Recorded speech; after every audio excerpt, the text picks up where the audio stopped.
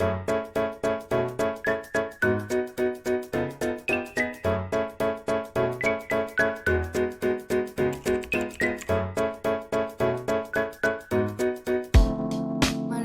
personalia dalam lembaga pendidikan Islam.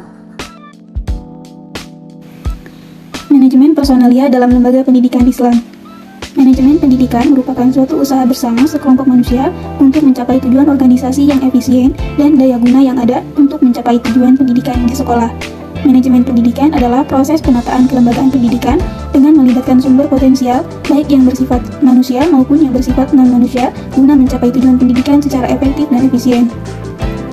Istilah personalia, personil atau kepegawaian yang mengandung arti keseluruhan orang-orang yang bekerja pada suatu organisasi. Dengan demikian, manajemen personalia adalah manajemen yang menitikberatkan perhatiannya kepada soal-soal pegawai atau personalia di dalam suatu organisasi.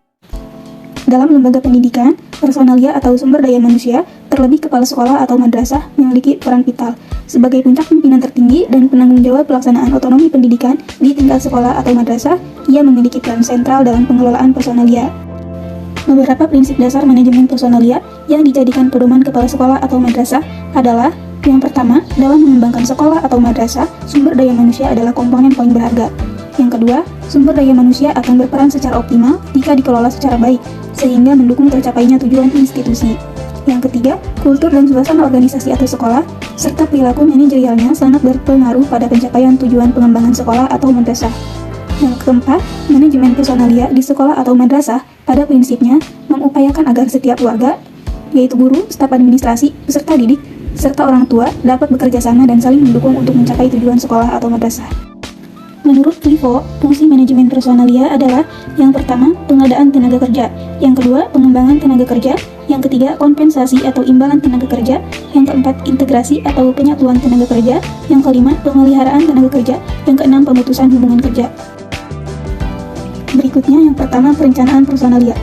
Perencanaan rekrutmen serangkaian kegiatan yang memiliki tujuan untuk mencari serta memikat para pelamar pekerjaan dengan memberikan sebuah motivasi agar mereka dapat memperlihatkan kemampuan dan pengetahuan kepegawaian dalam sebuah perusahaan atau lembaga pendidikan. Yang pertama ada perekrutan tenaga kependidikan.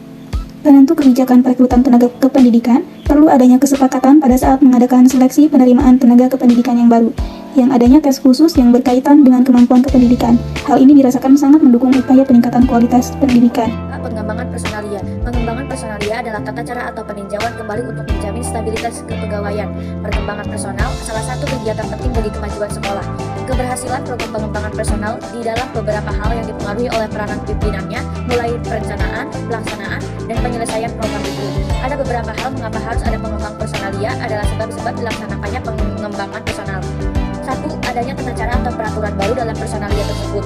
2. Adanya pegawai yang kurang cukup. 3. Adanya mesin-mesin baru. 4. Perlunya penyelenggaraan kembali khususnya pegawai. 3. Penilaian dan promosi. Penilaian tenaga kependidikan karir sebagai guru profesional perlu diciptakan sedemikian rupa sehingga cukup memberikan kepuasan kepada guru untuk tetap sebagai guru. Karena daya tarik karir sebagai guru sama dengan karir pada lingkungan profesi yang lain.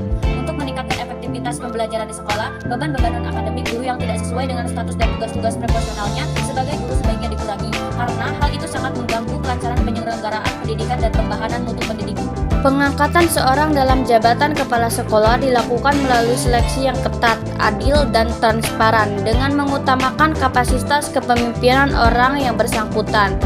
Harus dihindari pengangkatan kepala sekolah yang hanya berdasarkan pada lamanya masa kerja atau pertimbangan lain yang tidak berkaitan dengan tujuan peningkatan mutu pendidikan. Fungsi pengawasan pada semua jenjang pendidikan dioptimalkan sebagai sarana untuk memacu mutu pendidikan. Pengawasan itu dilaksanakan dengan lebih mengutamakan aspek-aspek akademik dibandingkan aspek administratif. A. Mutasi, promosi, dan demosi.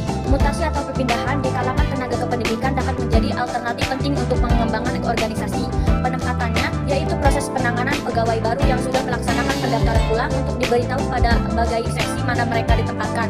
Demosi yaitu kalau seseorang karyawan dipindahkan dari satu posisi ke posisi lainnya yang lebih rendah tingkatannya, baik tingkat gaji, tanggung jawab maupun tingkat strukturnya. Demosi jarang menimbulkan hasil yang positif bagi seorang karyawan. Biasanya hal tersebut terjadi karena masalah kesedisiplinan. Karyawan didemosi karena kinerja yang tidak baik. atau karena ketidaktaatan disiplin kerja yang tidak baik, atau karena ketidaktaatan terhadap disiplin kerja seperti terlalu sering absen dan tidak hadir. Demosi juga disebabkan karyawan itu tidak tahu tugasnya. Tindakannya itu dilakukan untuk menghindarkan kerugian bagi perusahaan, penyelesaian job description, tidak disiplin, tidak jujur, serta tidak mampu mengerjakan. Karena bagi perusahaan yang penting agar setiap karyawan dapat mendatangkan keuntungan. B. Kompensasi. Kompensasi merupakan sesuatu yang diterima karyawan sebagai penukaran dari kontribusi jasa mereka pada perusahaan. C. Pemberhentian tenaga kependidikan. Proses pengembangan fungsi pemutusan hubungan kerja ialah untuk mempertegas atau memperjelas keterikatan masa kerja yang sudah tidak ada. Hal ini misalnya adanya surat SK, surat keterangan pensiun bahwa masa kerja di lembaga tersebut sudah selesai. Oleh sebab itu, pelaksanaan pemutusan hubungan kerja dilakukan akhir selesai masa kerja.